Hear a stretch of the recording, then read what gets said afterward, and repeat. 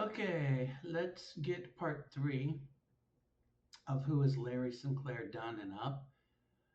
This one should be somewhat shorter than the previous ones, but where we left off in part two um, was my sentencing in Jefferson County, Colorado in February of 1987.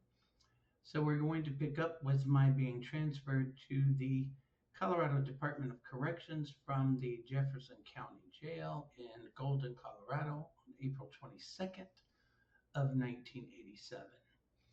The picture in the background is actually me. That is a hand designed and crocheted Denver Bronco sweater with collar, I might add, that I not only designed, but I actually made myself. Be surprised the things a person can teach themselves to do. As I said, I was transferred to the Department of Corrections from the Jefferson County Jail on April 22nd of 1987.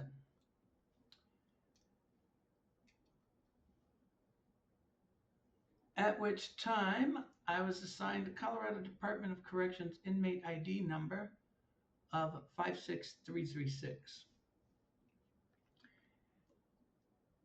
A lot of people don't understand the process um, or prison in and of itself.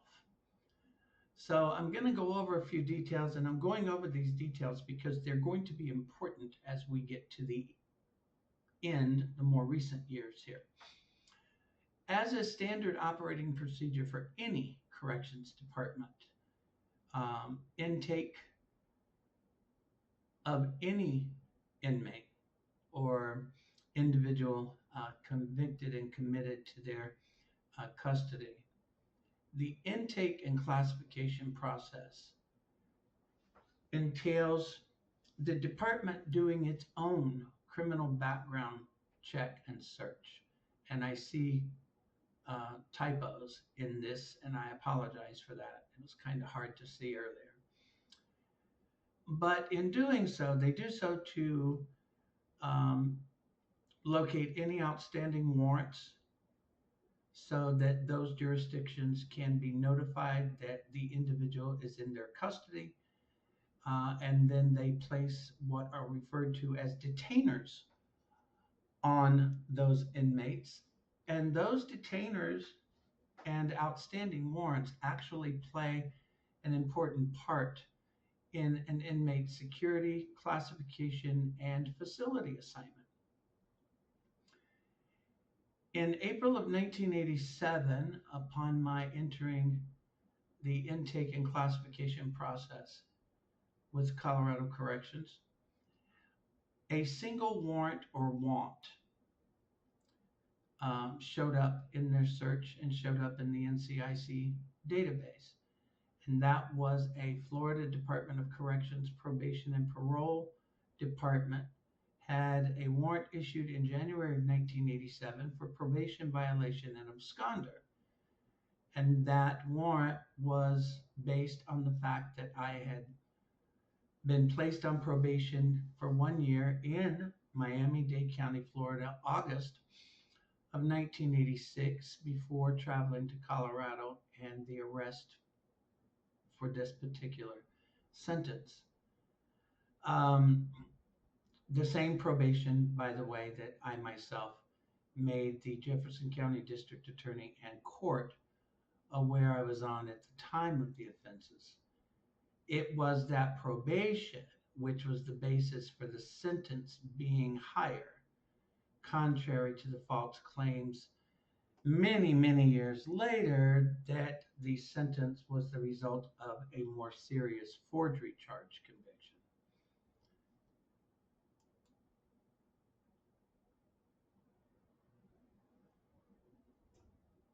Contrary to what is believed, when an individual goes to prison, very seldom do you have an individual that is sentenced to any prison where they complete and serve their entire sentence in a single individual facility.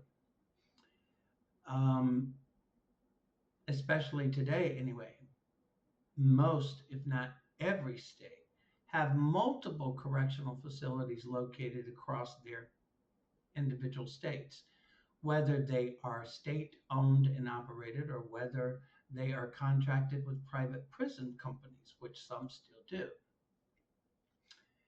An individual sentenced to a prison sentence will serve that sentence depending on its crimes committed and sentence length across a number of different facilities within the system, primarily because classification and security status changes, as do facility security levels when they're redesignated by a department.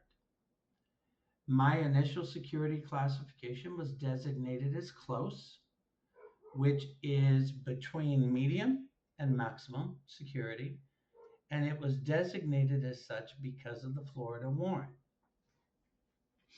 My initial facility placement and assignment was the Shadow Mountain Correctional Facility, which was designated a close security facility adjacent to the Fremont Correctional Facility, which was designated as medium security. Anyone sentenced to prison who has an outstanding warrant charges detainers from other jurisdictions by law have the right to demand a speedy trial on those charges. If they do, those jurisdictions are required to take custody of the accused and transport to the jurisdiction for booking and trial. I requested Florida to do just that with the probation violation warrant issued in January of 1987.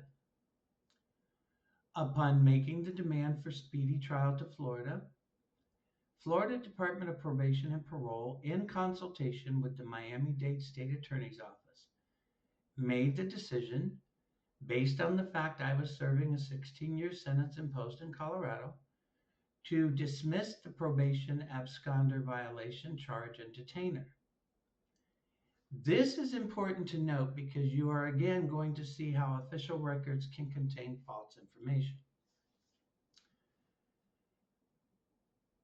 Not only did Florida choose to dismiss the warrant, they dismissed the charge and they actually terminated the probation term at that time.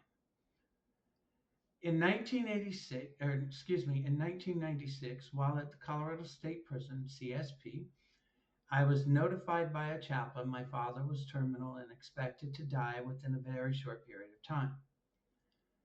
I had later discovered that my dad had been sick and unable to even get out of bed for months.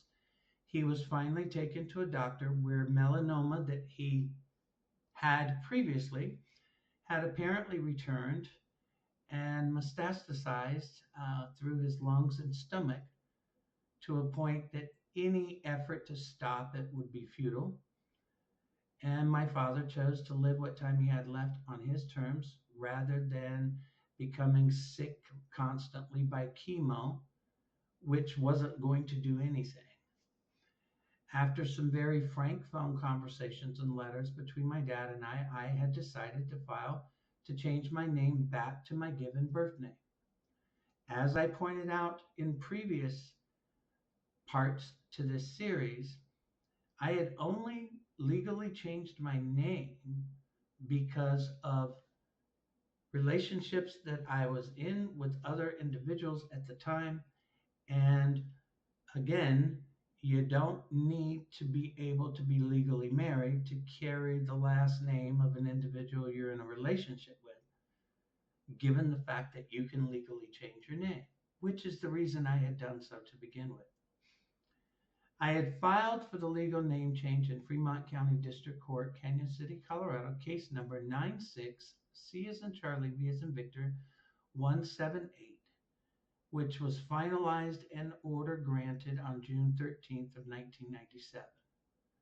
I filed the petition prior to my dad's death, who passed away at age 59 on December 31st of 1996.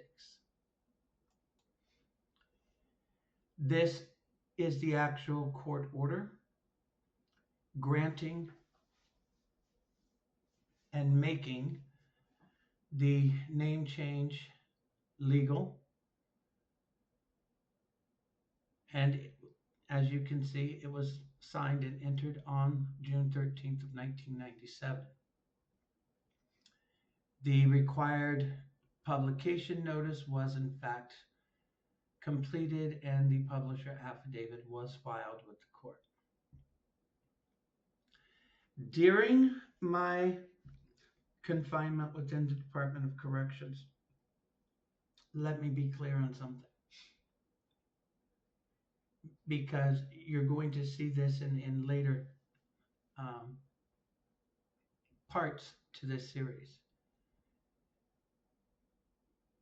I had multiple disciplinary rule violation infractions throughout my incarceration in the Colorado Department of Corrections, which, to be truthful, 99.9% of inmates do. Um, and over a 10-year period, guess what? They rack up sometimes.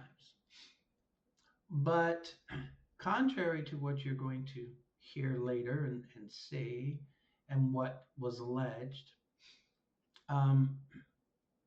I've never been charged criminally with violence, assault, harming anyone, um, narcotics possession or distribution, uh, anything like that. In fact, I have not been charged with or convicted of anything other than what you have seen demonstrated in this series already. So, that being said, we're going to get this to the end. I was released on parole from the Colorado Department of Corrections on November 18th of 1997. Yep, that's right. And that picture is of me in 1997 showing off a hat, mittens, and scarf that I had completed prior to my release. So, this is part 3. I decided to end it here because part 4 will begin from 1997 and go through the 98, 99, 2000, 2001. Actually, probably even go up to 2004, period.